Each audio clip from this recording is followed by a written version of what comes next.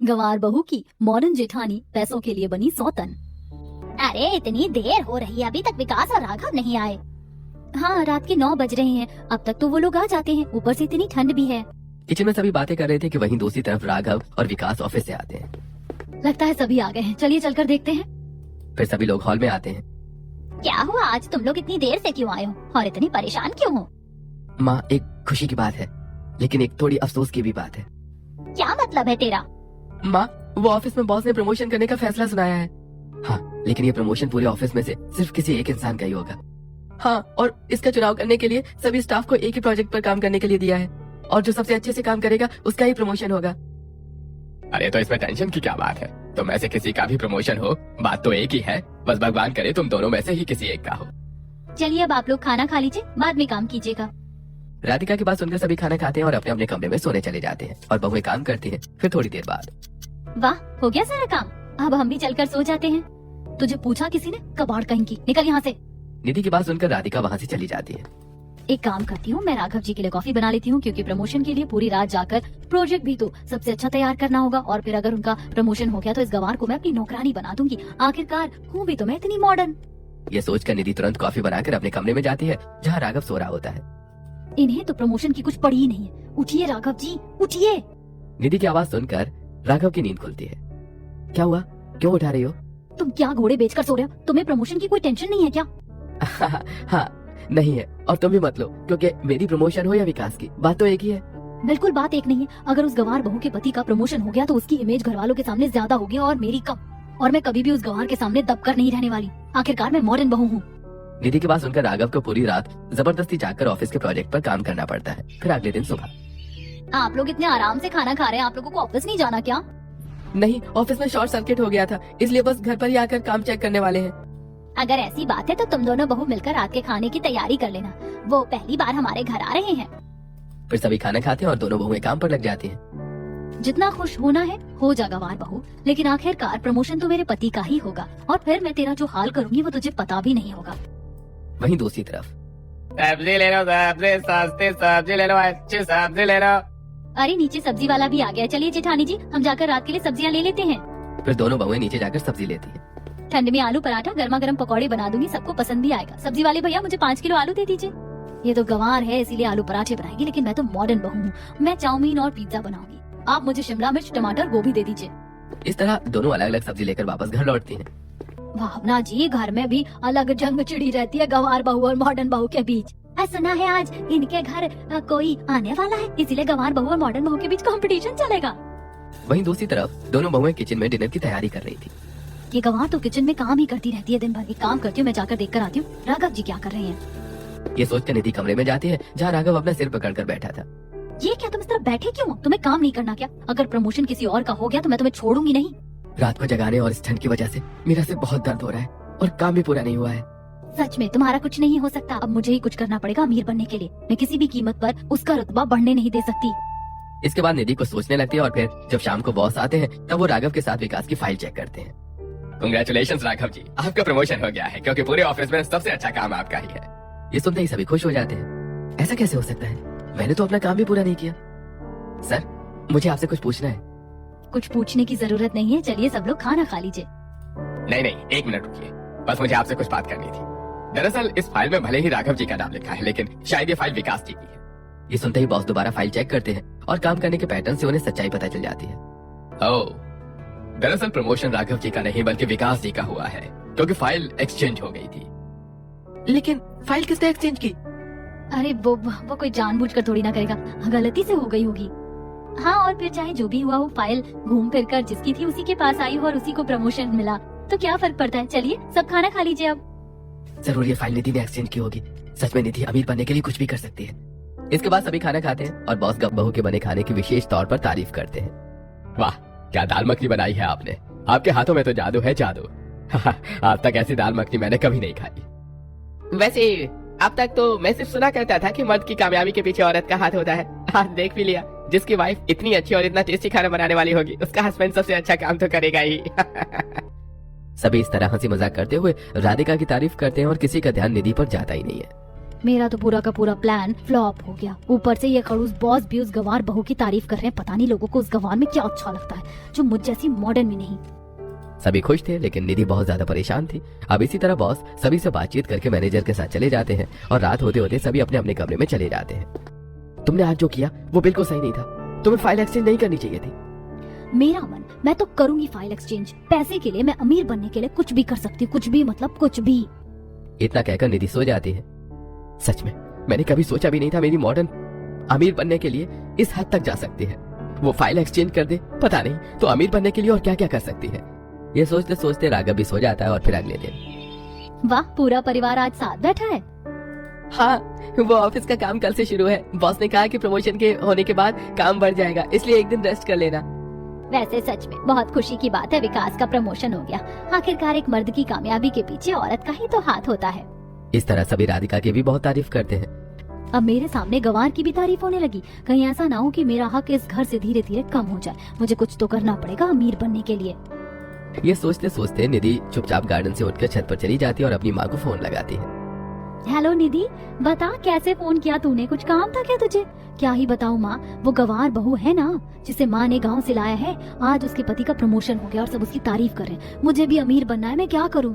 अरे बस इतनी सी बात, तो उसके पति को अपनी तरफ कर ले। अरे माँ, लेकिन कैसे?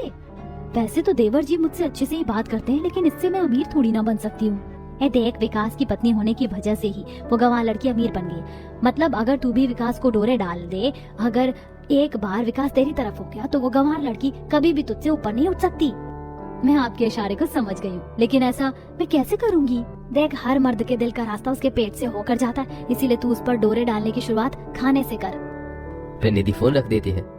माँ ने क्या मस्त आइडिया दिया है। कॉलेज में तो वैसे भी सारे लड़के मुझ पर फिदा थे, अब देख गंवार लड़की मैं कैसे तेरा पासा पलटती हूँ। इसी तरह फिर अगले दिन रात को। अरे राघव तो अकेला आया है, विकास कहाँ है? और तुम दोनों तो साथ में ही आते हो ना? हाँ, वो आज थोड़ा ज्यादा काम था तो बॉस ने उसे रोक लिया। आप लोग चिंता मत कीजिए, वो भी आता ही होगा। अगर ऐसी बात है तो बहू तुम दोनों खाना लगा दो, शायद तब तक विकास आ जाएगा। भावना की बात सुनकर दोनों बहुएं डाइनिंग टेबल पर खाना सर्व करती हैं। इतनी देर हो गई, अभी तक वो नहीं आया। एक काम करते हैं, हम सभी खाना खा लेते हैं। हाँ, आप लोग खाना खा लीजिए, मैं जब वो आएंगे तब खा लूंगी। अच्छा, तो बड़ी भाभी आप क्यों खड़ी हैं? आप तो खाना खा लीजिए। नहीं नहीं, कोई बात नहीं, अभी मुझे भूख नहीं है, मैं थोड़ी देर बाद खा लूंगी। निधि की बात सुनकर सभी खाना खाना शुरू करते हैं। फिर थोड़ी देर बाद निधि किचन में पनीर की सब्जी बनाने लगती है। अरे, आप इस वक्त पनीर की सब्जी क्यों बना रही हैं? अब इसे क्या बताऊं, इसी के पति पर डोरे डालने के लिए बना रही हूँ। तुम्हें उससे क्या, मेरी मर्जी, मेरा जो मन करेगा जब मन करेगा तब मैं करूंगी। इतना कहकर निधि राधिका को किचन से भगा देती है और फिर देर रात तक विकास घर आता है। लगता है देवर जी आ गए हैं, मैं अभी जाकर गेट खोलती हूँ। निधि ये सोचकर गेट खोलने जाती है, लेकिन उससे पहले ही राधिका गेट खोल देती है। ये कितनी दुष्ट है, इतनी ठंड में भी इसे नींद नहीं लगती। ये नहीं कि सो जाए, उल्लू की तरह जाग रही है और आकर जल्दी से गेट खोल दिया। कोई ना, खाना तो सबसे पहले मैं ही दूंगी। ये सोचकर निधि तुरंत विकास का खाना डाइनिंग टेबल पर सर्व कर देती है। देवर जी ये देखिए, मैंने आपके लिए स्पेशल खाना बनाया है, एकदम गरम गरम। चलिए बैठिए, खाना खा लीजिए। भाभी थैंक यू सो मच, लेकिन अभी मैं बाहर से आया हूँ तो पहले फ्रेश होकर आता हूँ। इतना कहकर विकास वहाँ से चला जाता है और निधि हाथ में खाना लेकर विकास के आने का इंतजार करती है। फिर जब विकास आता है, ये लीजिए देवर जी, खाना खाइए। लेकिन भाभी, ठंड में ठंडा खाना कैसे खाऊं? खाना तो ठंडा हो गया होगा। आप रहने दीजिए, मैं राधिका के हाथों का बना खाना खा लेता हूँ। अरे नहीं, 2 मिनट रुकिए, मैं अभी खाना गरम करके लाती हूँ। इतना कहकर निधि तुरंत खाना गर्म करके विकास के सामने खाना रखती है। अरे भाभी, ये क्या? मुझे तो पनीर की सब्जी से एलर्जी है, मैं ये खाना नहीं खा सकता। क्या? हाँ भाभी, वैसे आप चिंता मत कीजिए, मैं राधिका के हाथों का खाना खा लेता हूँ। फिर विकास राधिका के हाथों का खाना खाता है और उसकी बहुत तारीफ करता है। इस चुड़ैल की वजह से तो मेरा अमीर बनने का सपना अधूरा रह जाएगा, लेकिन इसे पता नहीं कि मैं अमीर बनने के लिए कुछ भी कर सकती हूँ। अब देख मैं कल क्या करती हूँ। इसके बाद निधि अपने कमरे में जाकर सो जाती है और साथ ही विकास और राधिका भी सो जाते हैं। फिर अगली सुबह, अरे बहू, तू यहाँ है? मैं तुझे पता नहीं कहाँ कहाँ ढूंढ रही थी। चल जल्दी, पूजा भी करना है। हाँ माँ, ठीक है, चलो। मुझे बहुत ठंड लग रही है, तो मेरा कपड़ा निकाल कर लाओ, और हाँ, व्हाइट शर्ट ही निकालना। ठीक है, मैं निकाल दूंगी। माँ जी आप जाइए, मैं उनके कपड़े निकाल कर आती हूँ। फिर राधिका विकास के कपड़े निकालती है और नीचे किचन में चली जाती है। ये सारी चीजें दरवाजे के बाहर छुपकर निधि देख रही थी। जरूरी नहीं है रेस में हम खुद ही तेज दौड़े, बल्कि हम दूसरों को फंसाकर गिरा तो सकते हैं। अब मैं ठीक ऐसा ही करूंगी इस गंवार के साथ। ये सोचकर निधि अपने सोचे हुए प्लान के अनुसार सारी चीजें करती है और फिर जब विकास नहा कर आता है अरे ये क्या, ये शर्ट तो जली हुई है। मेरी शर्ट राधिका ने क्यों जलाई, और फिर जली हुई शर्ट यहाँ क्यों रखी है? राधिका, राधिका, राधिका जल्दी ऊपर आओ। विकास की बात सुनकर राधिका तुरंत कमरे में जाती है और विकास उससे सवालात करने लगता है। नहीं नहीं, ऐसा नहीं है, मैं क्यों आपकी शर्ट जलाऊंगी? मैंने तो यहाँ अच्छी शर्ट ही रखी थी, पता नहीं है कैसे जल गई। तो क्या भूत आकर इसे जला दिया? अगर तुमसे गलती हुई है तो कम से कम उसे एक्सेप्ट तो करो। तभी वहाँ निधि अपने हाथ में व्हाइट शर्ट लेकर आती है। ये लीजिए देवर जी, आप ये शर्ट पहन लीजिए, स्पेशल मैंने आपके लिए ही मंगवाई थी। मेरे लिए? लेकिन आपने वो क्यों? अच्छा जो भी हो, थैंक यू सो मच भाभी। विकास वो शर्ट पहनकर ऑफिस चला जाता है और दोनों बहुएं काम पर लग जाती है। वॉशिंग मशीन में तो अभी काफी कपड़े आ सकते हैं, मैं जेठानी जी के कपड़े भी धो देती हूँ। ये सोचकर राधिका कपड़े लेने निधि के कमरे में पहुंचती है, जहाँ उसे प्रेस दिखाई देती है। जेठानी जी के कमरे में प्रेस क्या कर रहा है? प्रेस तो सिर्फ माँ के कमरे में होता है। ये सोचकर राधिका जैसी प्रेस को ध्यान से देखती है, उसे वही व्हाइट शर्ट का जला हुआ भाग प्रेस पर चिपका मिलता है। मतलब कि विकास जी के कपड़े को जेठानी जी ने जानबूझकर जलाया, लेकिन क्यों? ये जानने के लिए राधिका निधि के पास पहुंचती है, जहाँ निधि फोन पर बात कर रही थी। माँ, आज तो मेरा प्लान कामयाब हो गया। देवर जी को तो मैंने अपने पसंद के कपड़े पहनाए हैं और अब इसी तरह मैं धीरे धीरे देवर जी को इम्प्रेस भी कर लूंगी और उस गंवार बहू की सौतन बनकर रहूंगी। वाह बेटी, वैसे भले आइडिया मेरा हो, लेकिन काम तो तूने ही किया है। गजब का दिमाग है तेरे पास। हाँ और नहीं तो क्या, अमीर बनने के लिए तो मैं कुछ भी कर सकती हूँ, पहले मुझे उस गंवार बहू की सौतन बनना पड़ेगा। जेठानी जी ऐसा कर रही हैं, वो मॉडर्न है तो क्या हुआ, मेरी सौतन बनना चाहती है, वो भी सिर्फ पैसों के लिए। मुझे माँ जी को ये सब बताना होगा। ये सारी बातें राधिका सुन लेती है। फिर राधिका तुरंत भावना को ढूंढने लगती है और फिर आखिरकार भावना मंदिर में माला बनाते हुए मिलती है।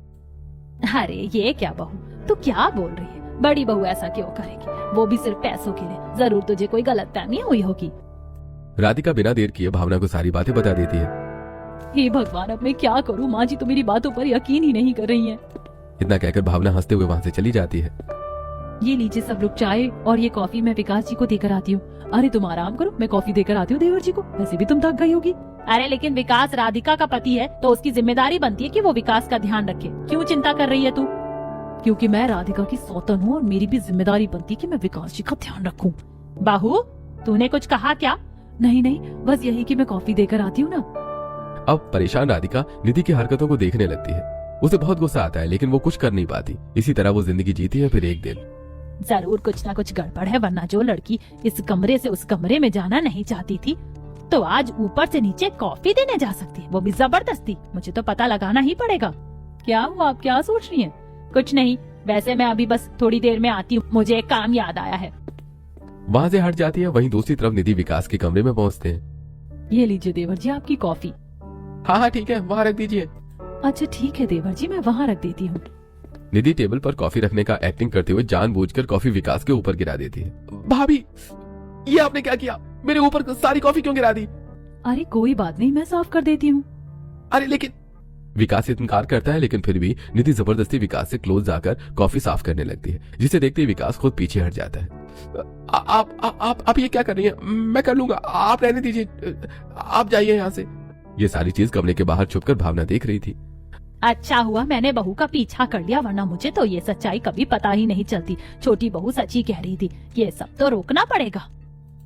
अब भावना को भी निधि की हरकतों के बारे में पता चल जाता है और धीरे धीरे विकास को भी निधि की हरकतें सही नहीं लगती। फिर एक दिन रात को, तुम आराम से सो जाओ, मैं काम करके सो जाऊंगा। लेकिन आप पूरी रात इस तरह अकेले कैसे जागेंगे? तभी विकास के फोन पर मैसेज आता है। किसका मैसेज है? ये क्या, भाभी इंस्टाग्राम पर रील क्यों भेज रही है, वो भी इतनी अजीब अजीब और रोमांटिक? देखो तुम्हें भी पता है वो ऐसा क्यों कर रही है, इसलिए आप ये सारी बातें जेठ जी को क्यों नहीं बता देते? मैं भी यही सोच रहा था, लेकिन अगर मैंने ऐसा किया तो भाभी और भैया का बसा बसाया घर टूट जाएगा। भैया भाभी को डिवोर्स दे देंगे। तो क्या मैं ये सब देखती रहूं अपनी आंखों के सामने, अपनी मॉडर्न जेठानी को अमीर बनने के लिए अपनी सौतन बनते हुए देखूं? अरे अभी गुस्सा क्यों कर रही हो? मैं कल समझा दूंगा भाभी को कि वो ऐसी हरकतें न करें। फिर विकास की बात सुनकर राधिका सो जाती है और विकास भी कुछ देर में काम खत्म करके सो जाता है। फिर अगले दिन सुबह, ये लीजिए देवर जी, मैंने स्पेशल आपके लिए टिफिन बनाया है और ये आपका फेवरेट खाना है। लेकिन इसकी क्या जरूरत थी? राधिका ने तो मुझे टिफिन दिया ही है। अरे तो वो तो रोज ही टिफिन देती है, आज मैं दे दूं तो? क्यों नहीं दे सकती क्या देवर जी? वैसे निधि, आज तक तो तुमने मुझे कभी टिफिन बनाकर नहीं दिया। राधिका के आने से पहले माँ मुझे टिफिन देती थी और फिर राधिका। अगर आपको भी टिफिन चाहिए तो आप मुझसे मांग लेते। कोई बात नहीं, मैं अभी दे देती हूँ। नहीं रहने दो, मुझे नहीं चाहिए अब टिफिन। फिर निधि जबरदस्ती विकास को टिफिन देकर ऑफिस भेज दिया और खुद किचन के कामों में लग जाती है। छोटी बहू ने सही कहा था, बड़ी बहू अमीर बनने के लिए सौतन बनने को तैयार है। तभी तो जो एक काम को हाथ नहीं लगाती थी वो ठंड में भी टिफिन बनाकर दे रही है, देर रात तक जाग रही है। इसी तरह धीरे धीरे भावना को भी निधि की हरकतें सही नहीं लगती और अब धीरे धीरे राघव को भी शक होने लगा था। वाह, मैं तो किसी मॉडल से कम नहीं लग रही। वैसे भी मैं तो हूँ ही मॉडर्न और तैयार हो जाती हूँ तो और भी ज्यादा अच्छी लगने लगती हूँ। मेरे सामने उस गंवार की क्या हैसियत। तभी कमरे में राघव आता है। निधि, आज तो तुम बहुत ज्यादा अच्छी लग रही हो, लेकिन तुम रात को तैयार क्यों हुई हो? क्योंकि जब मैं बोलता हूँ तब तो तुम नहीं होती। मेरी मर्जी, मेरा तब तैयार होने का मन नहीं करता और आज मेरा तैयार होने का मन कर रहा था। चलो हटो अब। इस तरह निधि राघव को इग्नोर करके विकास को अपना लुक दिखाने जाती है। हाँ, ठीक है भाभी। बस ठीक है, कुछ और नहीं बोलना क्या? और क्या ही पूछूं, तुम लोग तो बताते नहीं हो, इसलिए रहने दो। इतना कहकर राधिका पहले अपने हस्बैंड को पढ़ता है और फिर उसे लेटर को गटर में फेंक देती है। ना रहेगा बांस, ना बजेगी बांसुरी, सबको ब्लॉक कर दो। फिर देखता हूँ कि वो लोग हमें खाना कैसे खिलाते हैं और हमारे बारे में क्या सोचते हैं। तुम दोनों का बाहर खड़े रहने का कोई फायदा नहीं, क्योंकि हम अपनी एक के साथ एक उसकी गर्लफ्रेंड को भी ब्लॉक कर चुके हैं। ये सुनते ही विकास थोड़ा हैरान होता है और उसके बाद वो थोड़ा खुश भी होता है। फिर शाम को राधिका किचन में फोन पर बात कर रही थी। अब तुम ही बताओ माँ, ऐसे में मैं क्या करूँ? वो तो विकास जी अच्छे हैं, वरना ना जाने अब तक मेरी मॉडर्न जेठानी पैसों के लिए मेरी सौतन बन जाती। देख, तो ज्यादा परेशान मत हो। वैसे तो तेरा पति अच्छा है, लेकिन फिर भी अगर कोई औरत लगातार मर्द पर डोरे डालेगी तो मन तो फिसल ही जाएगा मर्द का भी। और फिर अगर एक बार ये सब शुरू हो गया तो इसका कोई एंड नहीं है। हाँ, इसीलिए तो मैं उस मॉडर्न बहू को मेरी सौतन नहीं बनने दे सकती। तू परेशान मत हो, बस ये याद रखना, लोहा ही लोहे को काटता है। इतना कहकर वो पूरा प्लान राधिका को बता देती है। और अगर इसके लिए राघव नहीं माने तो वो जरूर मान जाएंगे, आखिरकार दिक्कत तो उन्हें भी होती होगी। ये सुनकर राधिका तुरंत फोन रखकर अपने जेठ के कमरे में जाती है। अरे तुम यहाँ, कुछ काम था क्या? हाँ, मुझे आपसे मॉडर्न बहू के बारे में बात करनी है और इसके लिए मेरे पास एक प्लान है। इतना कहकर राधिका तुरंत राघव को पूरा प्लान बता देती है, जो सुनते ही राघव भी बहुत ज्यादा खुश हो जाता है। अब आया ना ऊंट पहाड़ के नीचे, अब देखो आगे आगे होता है। इसके बाद राधिका अपने कमरे में चली जाती है और अगले दिन सुबह से ही राघव और राधिका एक दूसरे से प्यार से बातें करना शुरू कर देते हैं। अरे राधिका जी, आप नाश्ता क्यों नहीं कर रही हैं? नाश्ता ठंडा हो जाएगा, चलिए बैठिए, पहले नाश्ता कीजिए। राघव की बात सुनकर राधिका तुरंत नाश्ता करती है। मैं ऑफिस जा रहा हूँ राधिका जी, आप अपना ध्यान रखिएगा, और हाँ, ठंड है तो स्वेटर पहन कर रहिएगा। ये इतना राधिका जी क्यों कर रहे हैं? इन्हें इसमें क्या पसंद आ गया जो मुझ जैसी मॉडर्न बहू में नहीं? अब इसी तरह 2-3 दिन राघव और राधिका एक दूसरे से प्यार से बातें करते हैं और अक्सर साथ रहते हैं। फिर एक दिन, अरे अरे रख दीजिए राधिका जी, आपके हाथों में चोट लग जाएगी। आखिरकार ये गरम गरम चाय जो है, दीजिए, मैं उठा लेता हूँ। बस बहुत हो गया, तब से मैं देख रही हूँ राधिका जी, आपको इसमें क्या पसंद आ गया है जो मुझ जैसी मॉडर्न बहू में नहीं? आप इसके आगे पीछे घूम रहे हैं और आप दोनों के बीच आखिर चल क्या रहा है? अरे लेकिन क्या लेकिन? मैं आपकी पत्नी हूँ और मेरे होते हुए आप किसी और औरत से इस तरह बात कैसे कर सकते हैं? आपको शर्म नहीं आती? ठीक वैसे ही जैसे मेरे होते हुए तुम किसी और मर्द पर डोरे डाल सकती हो, हाँ, और पैसों के लिए सौतन बन सकती हो। तुम्हें जब किसी के घर खानदान की बहू होते हुए शर्म नहीं आई तो मुझे क्यों शर्म आएगी? हाँ, बहुत हुआ, तेरी ये हरकतें तुझे हमारी नजरों में नीचा गिरा चुकी हैं। जब छोटी बहू ने मुझे बताया था तब तो मैं विश्वास ही नहीं कर रही थी, लेकिन अफसोस छोटी बहू की बात ही सच थी। निधि भाभी, आप पैसों के लिए सारी हरकतें कर रही थी, भला आपको किस चीज की कमी थी? भैया के पैसे हो या मेरे पैसे, बात तो एक ही है। आपको ये सब नहीं करना चाहिए था। सभी की बातें सुनकर और सभी के मन में खुद के लिए गिरी हुई इज्जत देखकर निधि को अपनी गलती का एहसास होता है और वो सभी से माफी मांगती है। मुझे माफ कर दीजिए, मैं पैसों के लिए गवार बहू की सौतन बनने का इतना बड़ा फैसला ले लिया, जिसकी वजह से मेरी इज्जत मेरे घर वालों की नजरों के सामने इतनी गिर गई कि अब कोई मुझे इज्जत की नजर से देखता ही नहीं। निधि की इमोशनल बातें सुनकर सभी उसे माफ कर देते हैं और राधिका भी निधि को कुछ खास नहीं कहती। लेकिन तभी विकास गार्डन से तुरंत कमरे में चला जाता है। ये क्या, विकास अचानक कमरे में क्यों चला गया? चलो चलकर पूछते हैं। फिर पूरा परिवार गार्डन से कमरे में जाता है जहाँ विकास परेशान होकर बिस्तर पर बैठा था। क्या हुआ, आप इस तरह परेशान क्यों हैं? तुमने ये सब क्यों किया? मैं जानता हूँ तुमने हमें सबक सिखाने के लिए किया, लेकिन फिर भी जब मैंने भाभी को अनदेखा किया और उनकी तरफ देखा भी नहीं तो तुम मेरे साथ ऐसा कैसे कर सकते हो? सीरियसली, आप इस वजह से गार्डन से तुरंत कमरे में आ गए? हाँ, और साथ ही आज फिर उसके लोग भी हमें देख रहे थे इस वजह से। लेकिन तुम हंस क्यों रही हो? तुम्हारी हिम्मत कैसे हुई मेरे भाई के साथ मिलकर मुझे धोखा देने की? अरे चुप भी हो जा, हम दोनों मिलकर किसी को कोई धोखा नहीं दे रहे, बल्कि निधि की सच्चाई सभी के सामने लाने और उसे गलती का एहसास करवाने के लिए हमने बस एक छोटा सा नाटक किया था। हाँ, इसके बारे में मेरी माँ ने मुझे बताया था। आखिरकार लोहा ही लोहे को काटता है और ये सच हो गया। ये सुनते ही पूरा परिवार खुश हो जाता है क्योंकि अब लगभग सारी चीजें ठीक हो चुकी थी। सारी चीजें ठीक तो हो गई हैं, लेकिन अभी भी मैं अपने पति को किसी के साथ बांट नहीं सकती। इसीलिए मुझे उसे मॉडर्न बहू से दूर ही रखना चाहिए, वरना पता नहीं कब वो मेरी सौतन बन जाए। सारी चीजें ठीक होने के बावजूद गवार बहू अब अपने पति को खोने के डर से और उस मॉडर्न बहू के सौतन बनने के डर से दूर रखती है।